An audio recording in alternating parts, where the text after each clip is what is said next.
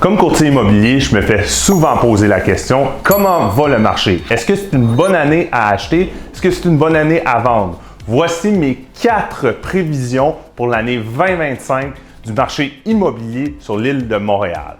Prévision numéro 1. Une croissance de prix sur le marché de l'île de Montréal entre 5 à 7 pour l'année 2025. Important à savoir, les acheteurs magasinent un paiement mensuel et pas nécessairement un prix. Prédiction numéro 2. Le marché va rester inefficace. Les baby boomers vont continuer de rester dans la maison familiale même si les enfants sont partis. Ce phénomène est grandement ressenti dans le centre de l'île de Montréal où c'est difficile de trouver une copropriété à grande surface. Et pourquoi déménager d'une maison qui est entièrement payée ou qu'il y a un seul hypothécaire pas très élevé? Facteur numéro 3, l'incertitude politique.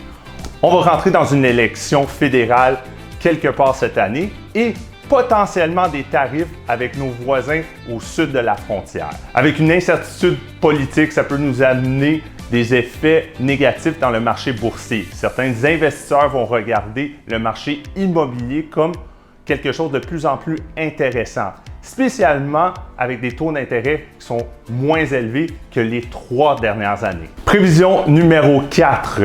Avec tous les facteurs qu'on vient de discuter, je crois qu'on va être au Québec entre 110 000 et 115 000 transactions pour l'année 2025. Pour vous mettre en contexte, seulement les années de la pandémie de 2020 à 2022 vont avoir plus de transactions que je crois qu'on va voir en 2025 au Québec. Pour plus de conseils et rester à l'affût des dernières tendances immobilières, suivez-nous sur tous nos réseaux sociaux à l'équipe Lacasse-Chapcott. Et pour un plan détaillé pour votre rêve immobilière, contactez-nous à l'équipe Lacasse-Chapcott.